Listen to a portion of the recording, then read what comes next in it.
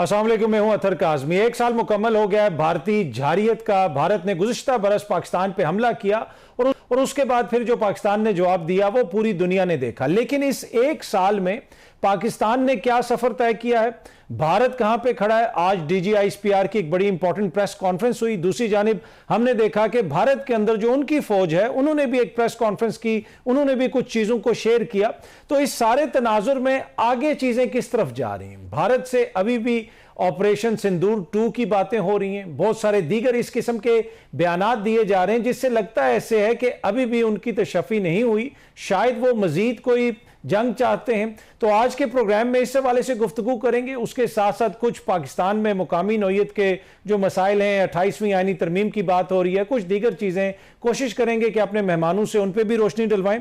इन सारे मामलात पे गुफ्तगू करने के लिए तजज़ियाकार लेफ्टिनेंट जनरल रिटायर्ड गुलाम मुस्तफ़ा साहब हमें ज्वाइन कर रहे हैं। सर आपका बहुत बहुत शुक्रिया। सीनियर सहाफ़ी अयाज खान साहब ने हमें ज्वाइन किया है, सर आपका भी बहुत बहुत शुक्रिया। एंकर पर्सन और सीनियर सहाफ़ी मुनीफ फारूक साहब भी हमारे साथ हैं। मुनीफ साहब आपका भी शुक्रिया।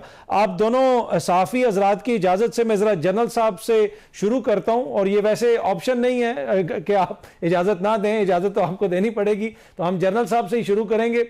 सर, ये एक साल के बाद हम कहां पे खड़े हैं। आज भारत की तरफ से जो कुछ कहा जा रहा है, इधर से DGISPR ने भी प्रेस कॉन्फ्रेंस की। एज ए मिलिट्री मैन आप क्या देखते हैं कि किधर हैं चीजें। तो अतर ये दोनों अयाज को भी और मरीज दोनों को बता देंगे। इजाजत देने की तो इनकी ना देने की तो जरूरत ही नहीं है, इनको ऐसे बता दें। उसको कौन सा इनकार किया जनरल साहब। देखिए, चीजें मेरा अपना नजर है, शायद लोग उससे इत्तेफाक ना करें, लेकिन जो मार का हक जिसकी एक झलक आपने देखी और उसकी हम बात करें 7 से 11 मई तक की, वो एक झड़प है और एक मार का हक जारी है, अभी खत्म नहीं हुआ इसका।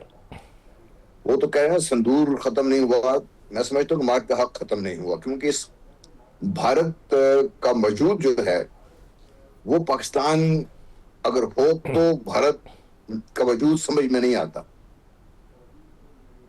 अगर भारत है तो फिर पाकिस्तान क्यों है, ये बात समझ नहीं आती।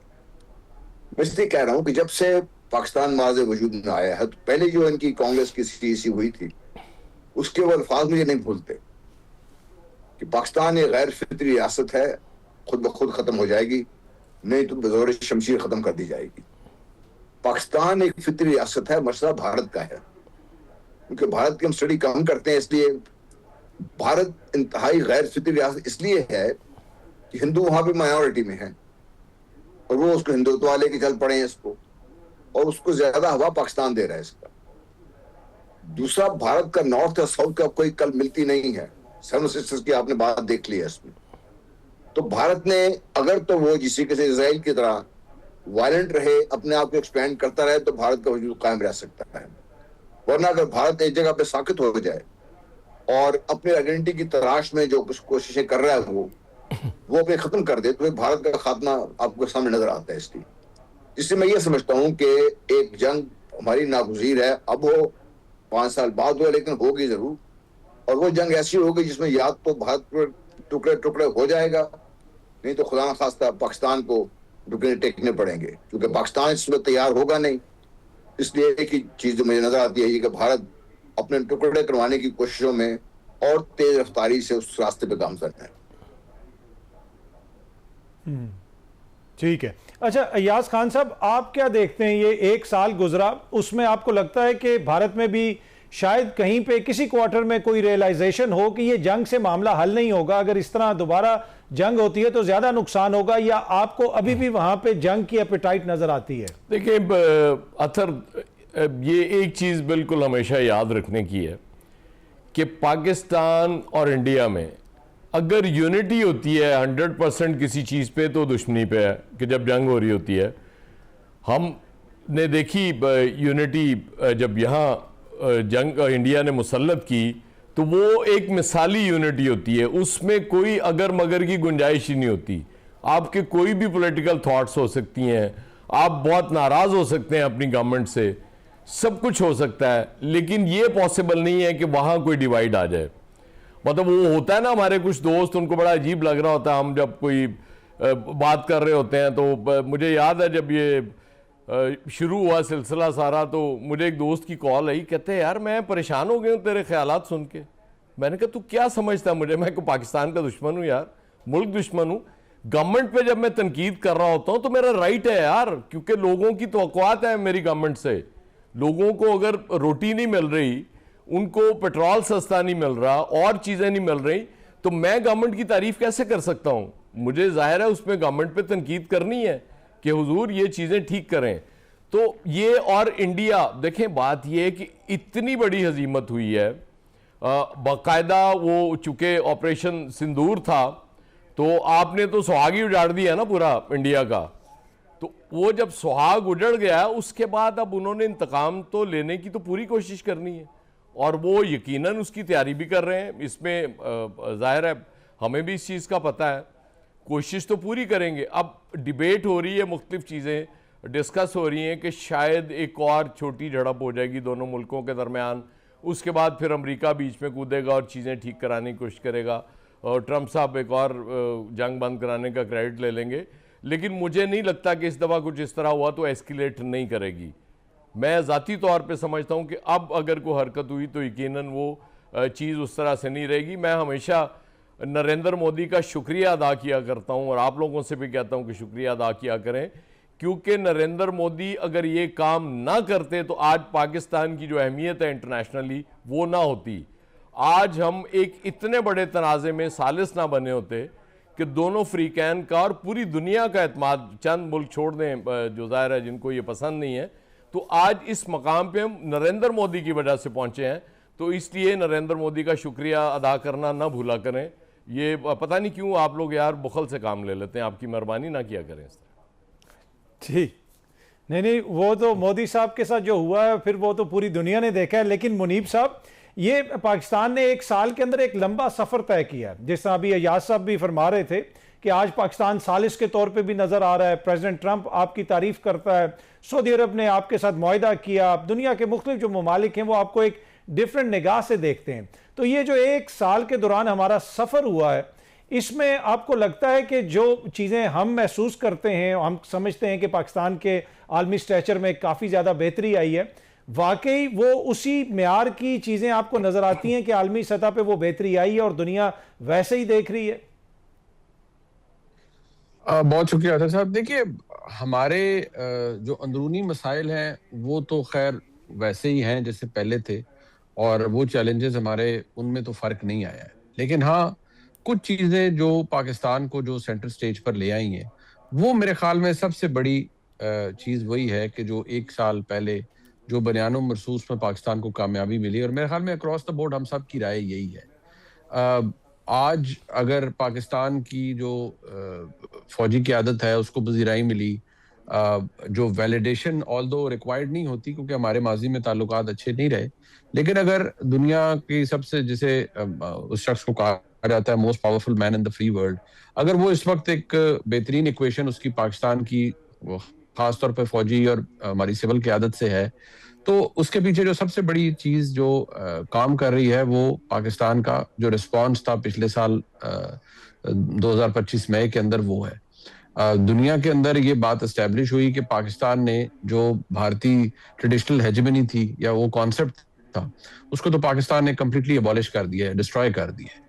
अब जो सिचुएशन हमारे सामने है उसमें हमने डिप्लोमेटिक फ्रंट के ऊपर बहुत बड़ी कामयाबी की है। दहाइयों पुराना कॉन्फ्लिक्ट है जो 10 महीने के अंदर 2 दफा वो जंग छेड़ चुके हैं, दूसरी दफा ये जंग है, तो उसके अंदर वो ये कर रहे हैं कि पाकिस्तान ने ये एक सीज फायर करवाया है जो कि अभी भी इंटैक्ट है।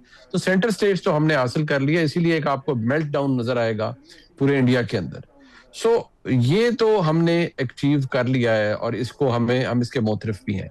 लेकिन जो हमारे अंदरूनी मसाइल हैं वो अनफॉर्चुनेटली ना उसमें कोई मुआशी एतबार से कोई उसमें तब्दीली आई है, ना हमारे मुल्क में जो सियासत है उसमें या सियासी माहौल में कोई तब्दीली आई है। बट कीपिंग इन व्यू कि हम आज हमारा सेंटर ऑफ अटेंशन क्या है, वो पाकिस्तान का स्टैचर है, वो पाकिस्तान की अहमियत है, तो उस लिहाज से तो देखा जाए तो we have done really well, we have scored really well.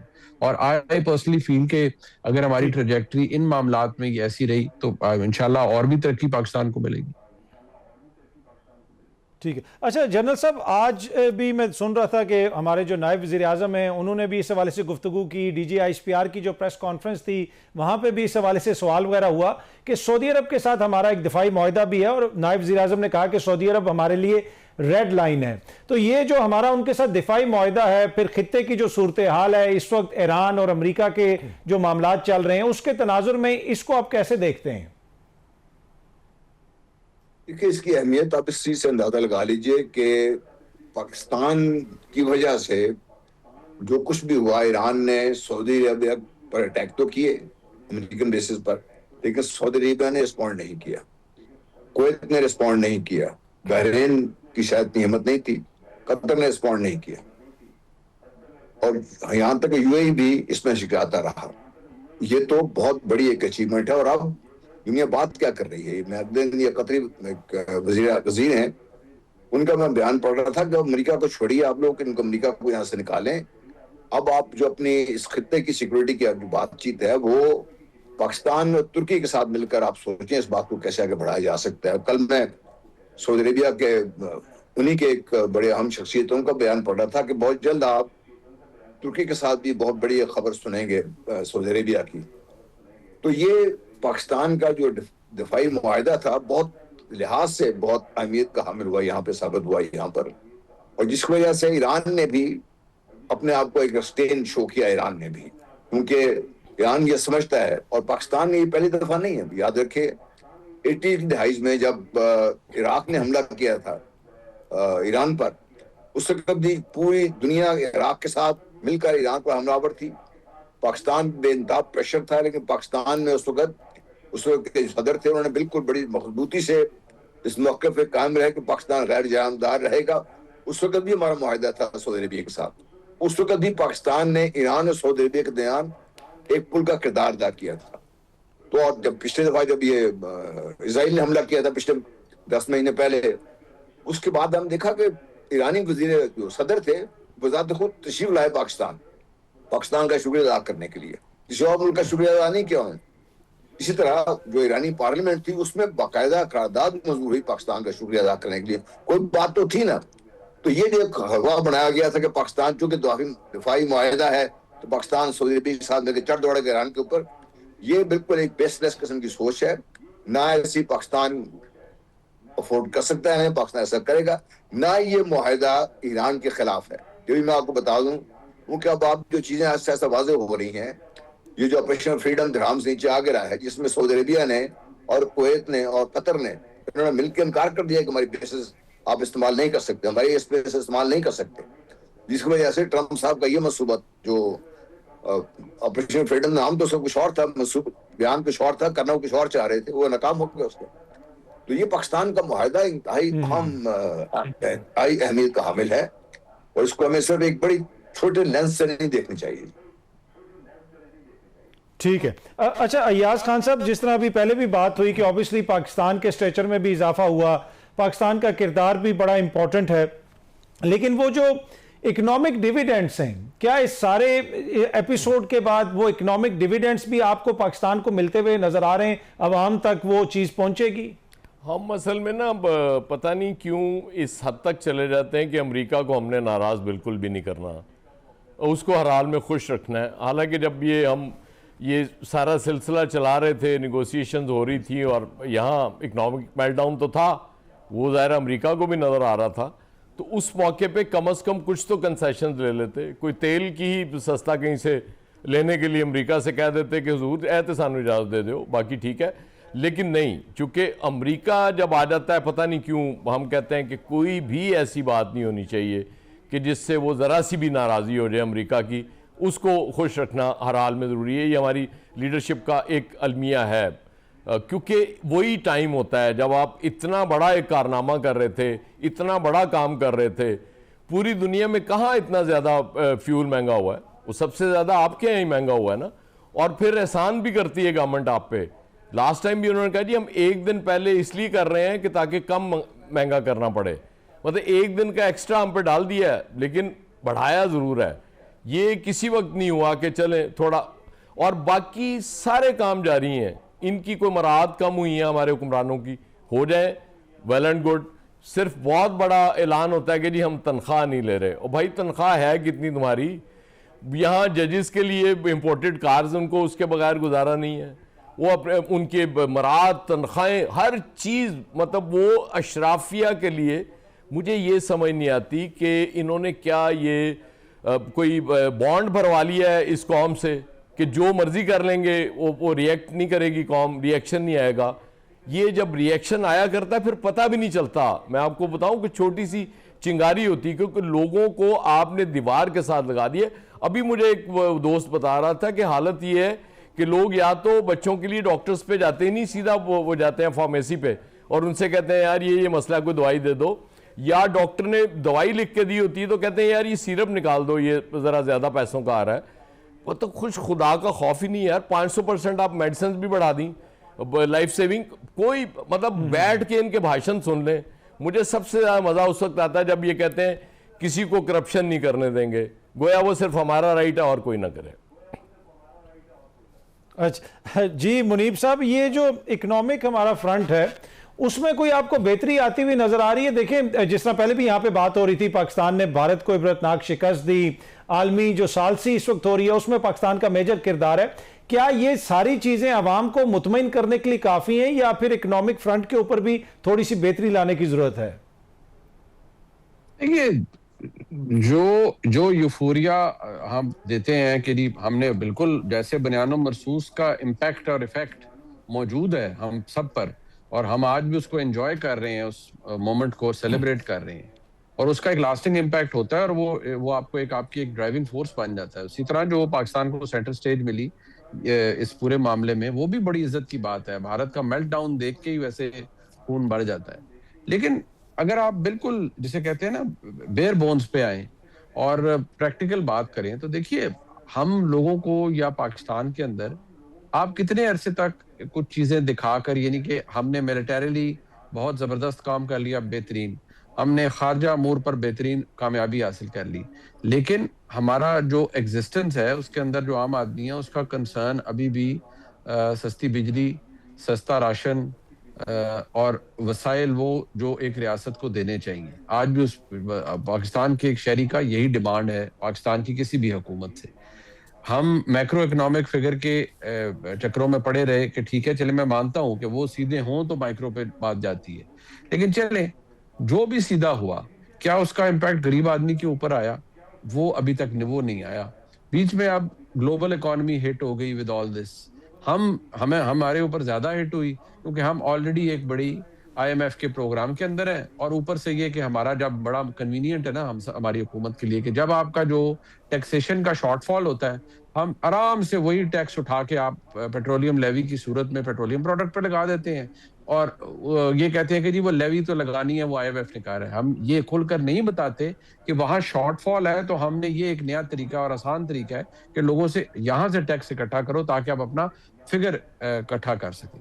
देखिए ये चीज गवर्नमेंट 2 साल पुरानी है, अभी बेहतरीन है, पावर हाउस से ताकत बेशुमार है, अभी तो ये चीजें मैटर नहीं कर रही, बट हालात कभी भी एक से नहीं रहते।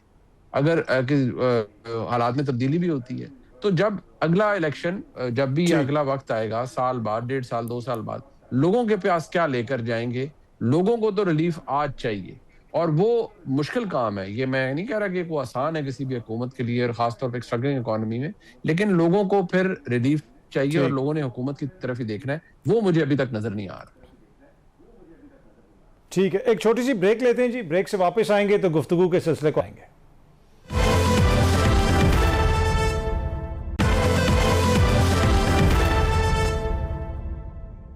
वेलकम बैक जी। अच्छा जनरल साहब, जब आप दिफा की बात करते हैं तो ऑब्वियसली दिफाई बजट का उसमें बड़ा इंपॉर्टेंट किरदार होता है। अब अमेरिका को आप देख लें, उसने अपने दिफाई बजट में काफ़ी ज़्यादा इजाफा किया क्योंकि वो कहता है हमें बहुत सारी थ्रेट्स हैं। लेकिन अगर आप पाकिस्तान की थ्रेट्स की बात करें तो हमारी जो थ्रेट्स हैं वो बड़ी इमीडिएट हैं, और हमारा जो इमीडिएट नेबर है उसका दिफाई बजट हमसे 10 गुना ज़्यादा है, वो उसमें मजीद इजाफा कर रहा है। तो पाकिस्तान का ये जो मीगर बजट है, आप समझते हैं कि ये सस्टेनेबल है और इस बजट के अंदर हम उनका मुकाबला कर सकेंगे मुस्तकबिल में भी? देखिए यही जो पिछले साल जो ऑपरेशन की कामयाबी अगर आप देखते हैं, तो कामयाबी ये तो जो हम नजर आई वो ये थी लेकिन इतने कम बजट के बावजूद पाकिस्तान ने जो कुछ कर दिखाया है वो एक हैरानकुन चीज है सबके लिए। तो ये पाकिस्तान के लिए मजबूरी है। और आपको दोनों भी बात कर रहे थे, मुनीर भी और अयाज भी, कि हमारी इकोनॉमी की जो हालत है वो सबके सामने है। उसको इम्प्रूव करने की अगर आपको कुछ नजर आए कोशिश तो वो मुझे नजर नहीं आती। आपका एग्रीकल्चर इस वक्त बहुत बड़ा हिट हो गया हुआ है, आपकी एक्सपोर्ट्स जो है वो बढ़ नहीं रही हैं, आपकी जो मैन पावर है वो भी कुछ ऐसे ऐसे उनको भी निकाला जा रहा है, वापस भेजा जा रहा है, क्योंकि खलीजी रियासतों का अपने हालात बिगड़ रहे हैं। तो हम इसकी कोई तैयारी ना कर रहे हैं, ना कभी सोच है, ना ही को हमने कभी जो कहते हैं स्ट्रेटेजिकली को हमने कोई बड़ी एक मनसूबाबंदी कर रखी है, नहीं है ऐसी कोई चीज। तो इसमें पाकिस्तान क्या हम अपने अवाम को जितना ऑलरेडी अंडर प्रेशर है और अंडर प्रेशर कर सकते हैं बजट बढ़ाकर? बढ़ाना तो आपको पड़ेगा, लेकिन किस हद तक बढ़ा सकते हैं आप? बहुत लिमिटेड, अगर बढ़ा भी तो बहुत लिमिटेड बढ़ेगा और उसी के अंदर है कि आपको काम करना पड़ेगा। और मैं याज खान साहब की बात जो उन्होंने जिक्र में की, मैं एक और ऐड करना चाहता हूँ यहाँ पे। हमारा जो भरोसा है ना अमेरिका पर, मैं समझता हूँ कि ये हमारे लिए एक खतरनाक सोच है हमारी। अमेरिका का भरोसा करना, मेरा ख्याल है कि पाकिस्तान ने एक दफा नहीं अपनी तारीख शुरू कर लें 62 से लेकर अब तक धोखा ही दिया अमेरिका ने, आपकी कोई भलाई कभी नहीं की है। अब भी उसको पाकिस्तान की जरूरत है, पाकिस्तान की बात कर रहे हैं, वो सब कुछ है, लेकिन अमेरिका से अगर आप ये तवक्को रखते हैं कि आपको कोई भलाई की बात करेगा, वो मेरा अपना ख्याल है कि ये हमें गलतफहमी है हमें। और हमें मैं एग्री विद आज कि भाई हमने उससे कोई बात क्यों नहीं की भाई कि अगर ईरान को साथ हमारे साथ 80-90 किलोमीटर का फासला है, गैस पाइपलाइन पहुंची हुई, हमें इसकी इजाजत क्यों नहीं मिल रही? हम क्यों ये नहीं कर रहे अपने लिए? हम क्यों अपना तेल ईरान से क्यों नहीं ले रहे हम लोग? तो ये सारा कुछ हम करने से हिचकिचाते हैं, पता नहीं बात क्या है। और ये आज से नहीं है कि ये हुकूमत कर रही है, उससे पहले भी हमारा यही हाल था। तो अमेरिका से डरने, ठीक है, सुपर पावर है, सही बात है, हम लड़ नहीं सकते उसके साथ, ठीक है, लेकिन उसको लड़े बगैर भी तो हम अपना काम तो कर सकते हैं ना अपना। हम उससे भी घबरा रहे हैं। जी ठीक है। अच्छा अय्याज साहब, ऑब्वियसली जब पैसे की डिस्ट्रीब्यूशन की बात आती है तो आजकल दोबारा जो खबरें गर्दिश कर रही हैं कि 28वीं तरमीम आ रही है और उसमें एनएफसी के मामले को हल किया जाएगा। अगर आप एनएफसी को भी देखें, पैसा सारा सूबों को चला जाता है, कर्जे वफाक अदा करता है, बाकी बहुत सारे दीगर भी बहुत सारे मामलात हैं, तो इस पर काफी लंबी बहस हो सकती है। लेकिन पहले तो ये बताएं कि आपको लगता है कि 28वीं तरमीम पे वाकई काम हो रहा है और ये मुमकिनात में से है और आने वाली है? देखिए वो तो चल रही है बड़े अरसे से, और आपको पता है उसी वक्त अनाउंस हो गया जब 27वीं आई थी। तो वो आपको याद होगा फैसल वावडा साहब ने उस वक्त ये ऐलान किया था कि 28वीं भी आएगी और देखेंगे कौन रोकेगा, ऐसी की तैसी। वो तो खैर बातें अपनी जगह है, लेकिन ये एनएफसी के हवाले से ये लॉजिकल बात है। देखिए आपने इख्तियारात सूबों को दे दिए, उनको उनका फंड्स बढ़ा दिए, पैसा इतना ज़्यादा उनको दे दिया, लेकिन उसका रिजल्ट क्या निकला? अगर वफाक के पास पैसे नहीं हैं तो जो जनरल साहब बात कर रहे हैं कि दिफाई बजट आप कैसे बढ़ाएंगे, वफाक के पास पैसे होंगे तो वो भी बढ़ेगा ना। फिर बहुत से ऐसे महकमे जो सूबों को जाने थे या बज़ाहिर चले गए, वो वफाक और सूबे दोनों मिलके चला रहे थे, दोनों जगह खर्चे हो रहे थे। हम लोग, हमारा सबसे बड़ा इशू ये है कि हम बैठते हैं, फैसला करते हैं और तय कर लेते हैं कि ये हमने सुबह कर देना है। हम ये उस पर जाते ही नहीं डिटेल्स में कि यार ये काम करना है तो इसके क्या क्या नुकसानात हो सकते हैं। मतलब वो होमवर्क नहीं करते, सिंपली वो जाके टीचर ने कह दीदा जी वो सॉरी वो तबीयत खराब हो किसी में होमवर्क नहीं कर सका। ये बहैसियत मजमूई हमारी लीडरशिप का प्रॉब्लम है। ये बिल्कुल नी जर्क रिएक्शन जो होते हैं उसमें। और जनरल साहब ने एक ज़राअत की बात की, ये अल्लाह का बड़ा ही एहसान है पीएमएलएन की गवर्नमेंट पे कि ये जब भी आते हैं ज़राअत का बड़ा गर्व करते हैं। पीपल्स पार्टी के दौर में हमेशा आप देखेंगे किसान खुश होगा, इवन पीटीआई के दौर में किसान बहुत खुश था। लास्ट टाइम जब इनकी गवर्नमेंट थी, मुझे अभी तक याद है कि हमारे दोस्त हैं, स्पीकर हैं पंजाब असम्बली, वो अपना आलू बेचने के लिए उनको समझ नहीं आ रही थी कहाँ बेचना है, ये हालत हुई भी थी। इनके अपने लोगों की ये हालत हो जाती जो ज़राअत कर रहे हैं। तो इनकी मतलब वो मुझे नहीं समझ आती कि किसान के साथ मसला क्या है पीएमएलएन का। मैं ये तो नहीं मान सकता कि किसान वोट बिल्कुल देता ही नहीं होगा पीएमएलएन को, वहां से भी वोट तो मिल ही जाते होंगे, लेकिन ये किसान को टारगेट करके आते हैं हमेशा। हालांकि मेरा कोई ताल्लुक नहीं है उससे, दही जिंदगी में सारी जिंदगी लाहौरिया हूँ, जमपल मेरी लाहौर की है, लेकिन स्टिल मैं फील करता हूँ। आप जरा रिसर्च करा लें किसी दिन और चेक कर लें हर दौर में कि PMLN के दौर में क्या हुआ, पीपल्स पार्टी और PTI के दौर में किसान के साथ क्या हुआ है, आपको समझ आ जाएगी। बिल्कुल नहीं, वोट तो वैसे मेरे ख्याल में उनको इतना मसला नहीं है, वोट उनको पड़ ही जाता है, बड़ी जमात है, काफ़ी पॉपुलर है। मुनीब साहब, ये जो मसला है सारा NFC वाला, क्या इसके ऊपर पीपल्स पार्टी का और नून लीग का कोई इख्तलाफ हो सकता है? अगर 28वीं आईनी तरमीम अगर आती है पोटेंशियली, तो ये एक स्टिकिंग पॉइंट हो सकता है? देखिए, स्टिकिंग पॉइंट तो ये फ्रॉम द डे वन है पाकिस्तान पीपल्स पार्टी के लिए, उनके लिए तो बड़ा कंटेंशियस इशू है और वो इसको बड़ा जेलसली गार्ड करते हैं। लेकिन एक ओवरऑल अंडरस्टैंडिंग ये मौजूद है कि कुछ काम दुरुस्त होने वाले हैं हमारे मुल्क में। वैसे तो बेशुमार है, लेकिन मैं जो हुकूमती लोग हैं, जो ताकतवर लोग हैं, मैं उनकी बात कर रहा हूँ। उनका ख्याल ये होता है या है कि जी ये अरेंजमेंट बड़ा एरोनियस है, इसके अंदर तब्दीली होनी चाहिए, क्योंकि जो तरीकाकार अपनाया गया है वसाइल की तकसीम का, वो ये कि हर साल जो वफाक है वो बिल्कुल कंगला हो जाता है और सब काम करने के बाद, सूबों को देने के बाद, तनख्वाहें शायद छोटी मोटी जो भी चलती हैं, जो कुछ एलोकेशन है वो करने के बाद, हर साल वफाक जो है वो 3-4 हज़ार अरब रुपए के घाटे से शुरू करता है। तो हमें इस अरेंजमेंट को तब्दील करना पड़ेगा।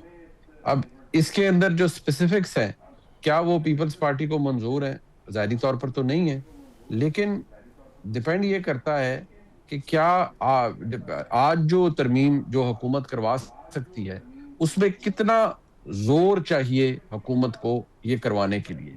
26वीं तरमीम मेरे ख्याल में ढकी छुपी नहीं है कि जिस तरीके से की गई, 27वीं आसान हो गई, 28वीं के लिए क्या माहौल बनाया जाता है। लेकिन ये जरूर है कि इतना कंसेंसस तो मौजूद है, एटलीस्ट जो पाकिस्तान के ताकतवर हल्के हैं, कि जहां जरूरत होगी वहां आपकी तरमीम आ जाएगी, जहां सिंपल लेजिस्लेशन की जरूरत होगी वहां एक्ट ऑफ पार्लियामेंट से काम चलाया जाएगा।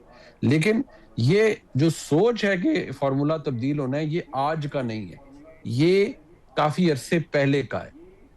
18वीं तरमीम के बाद ये सिलसिला शुरू हुआ और उसके बाद फिर चलता गया, और हर हुकूमत के दौर में ये चीज रही है कि जी इसको रिविजिट करने की जरूरत है। लेकिन क्योंकि आइन है, उसमें अमेंडमेंट 2/3 अक्सरियत से ही होनी है। सो अब डिपेंड ये करता है कि ये कब होगा और क्या ये मौजूदा हुकूमत इसको किसी क्विड प्रोको के जरिए करेगी पीपल्स पार्टी के साथ, या इसमें एक चीज वो है कि जिसमें सख्ती का एलिमेंट होगा या मजबूर किया जाएगा। देखिए, पीपल्स पार्टी ने नहरों के मामले के ऊपर अपनी पोजीशन नहीं बदली थी और रिट्रीट करना पड़ा था सबको, लेकिन यहां देखना है कि क्या होता है। ठीक है, एक छोटी सी ब्रेक लेते हैं। जनरल साहब, आपका बहुत शुक्रिया। याद साहब और मुनीर साहब हमारे साथ हैं, ब्रेक से वापस आते हैं तो गुफ्तगू के सिलसिले को आगे बढ़ाएंगे।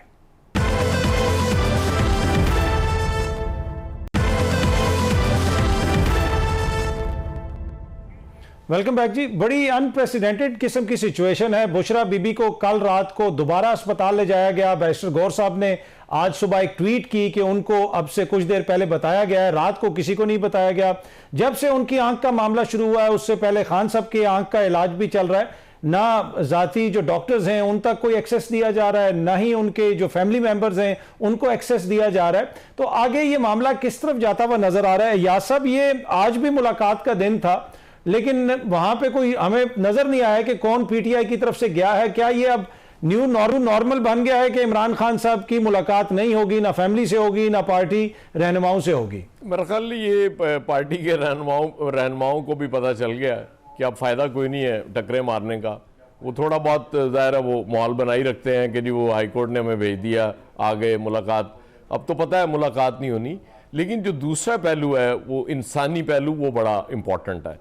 देखें, एक आम शहरी के भी ये हुकूक होते हैं कि अगर वो कैद में है और उसको कोई मसला है, उसको कोई बीमारी है, तो ज़ाहिर है उसकी डॉक्टर तक रसाई। और फिर एक एक्स प्राइम मिनिस्टर और उसकी बेगम, आपको इंतहाई नापसंद होगा, वो कोई इशू नहीं है, आप उसको पसंद ना करें, लेकिन उसको राइट ना देना, अपने डॉक्टर तक रसाई ना देना, मेरा ख्याल ये ज़्यादती है।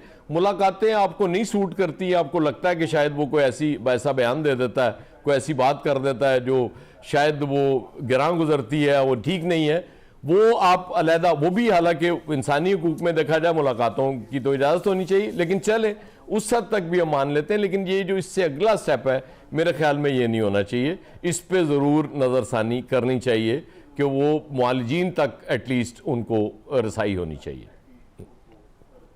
ठीक है। अच्छा मुनीब साहब, ये आज केस भी लगा हुआ था इस्लामाबाद हाई कोर्ट में। इस दफ़ा खान साहब के वकील ने कहा कि वो अपने मौकल से मज़ीद हदायत वगैरह लेना चाहते हैं। मामला अब इस महीने के आखिर पे चला गया है।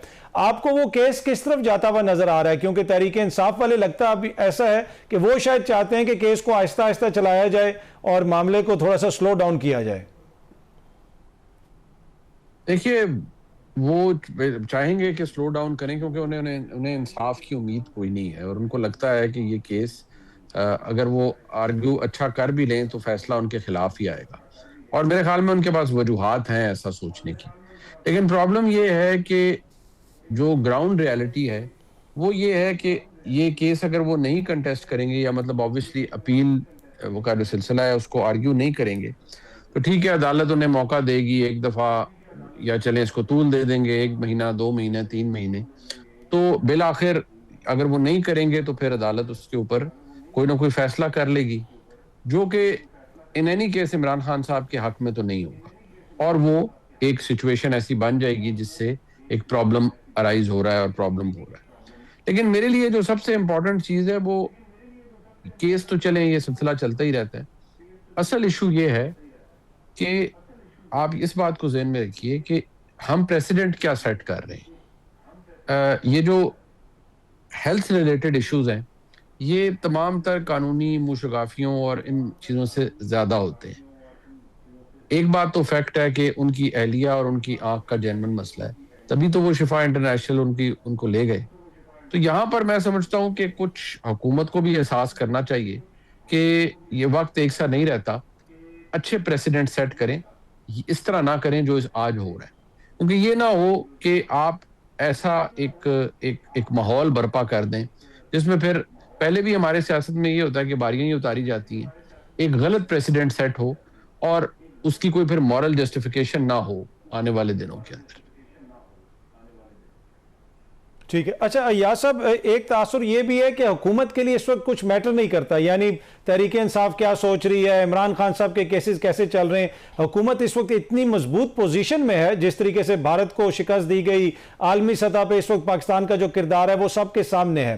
तो शायद हुकूमत कोई ज़्यादा इस मामले पर तवज्जो नहीं देगी और डोमेस्टिकली कितना इस्तेहकाम है या नहीं है ये मैटर नहीं करता हुकूमत के लिए। देखिए, ये जो इंटरनेशनल लेवल पे जो कामयाबियां हैं इसका जोम तो अपनी जगह मौजूद है, लेकिन एक और जोम इससे भी ज़्यादा है कि हमें चूंकि वोट लेके हम नहीं आए थे, हमें ज़रूरत नहीं है वोट्स की, तो नेक्स्ट टाइम भी कौन सा वोट लेके ही आना ना। वो इनसे आप बात करें, वो कहते हैं यार वो ख़त्म हो गया दौर। और जुल्म सबसे बड़ा जो हमारे साथ इस मुल्क के अवाम के साथ हुआ है वो ये है कि एक ही हमारे पास हथियार है ना कि वोट आउट कर दें। जो लोग डिलीवर नहीं कर रहे वो चूंकि राइट हमसे छीन लिया गया है, वो हम अब कर नहीं सकते। और ये हमारे हुक्मरानों को बड़ी अच्छी तरह ज़हन नशीन हो गया हुआ है कि हमने नेक्स्ट टाइम भी अगर फॉर्म 47 पे ही आना है तो फिर हमें उन हलकों से बना के रखना पड़ेगा, ताकतवर हलकों से। ये तो कमज़ोर लोग हैं, इन पे वो मुनीब कह रहे थे लेवी बढ़ा देते हैं, अभी तो सैलरीड क्लास के लिए वो टैक्स भी बढ़ाना इनके लिए सबसे आसान यही तो 2 काम है, क्योंकि आम आदमी जहां पे उससे ये तो सियासी मुखालफीन के इल्जाम है ना हुकूमत पे। किसी अदालत में किसी ट्रिब्यूनल में साबित तो कुछ नहीं हुआ 47-45 का। नहीं, वो सब साबित होने दिया आपने। कमाल है यार, मासूम, बहुत मासूम लोग हैं आप। साबित कहाँ होने दिया आपने? ये अदलिया मतलब ये अदलिया है, छोड़ दें यार। मतलब मैनू तुसी जरूर अंदर कराना तो इन अदालत माफ कर दो। नहीं मैं भी प्रोग्राम चलाना है, मैं ताई सवाल कर रहा थी। अच्छा, तो आपको नहीं लगता कि हुकूमत और अपोजिशन बैठ जाएगी और वो जो हम इस्तेहकाम की बात करते हैं उस तरफ चीजें बढ़ेंगी डोमेस्टिकली? सर सवाल ही नहीं पैदा होता, उनको जरूरत ही नहीं है। ऑपोजिशन क्या बेचती है? ऑपोजिशन देखे ना, मुशर्रफ के दौर में ऑपोजिशन नहीं थी तो हम मीडिया वाले थे ना, उस वक्त ऑपोजिशन कर रहे थे। अब तो मीडिया भी ऑपोजिशन नहीं कर सकता, बस ठीक है, अल्लाह अल्लाह तो खैर सल्ला। सब वो पांचों घी में इनकी सर मुनीब कढ़ाई साहब, है। अय्याज खान साहब, आप दोनों शख्सियात का बहुत बहुत शुक्रिया जी। ब्रेक लेते हैं, ब्रेक से वापस आएंगे तो गुफ्तगू के सिलसिले को आगे बढ़ाएंगे।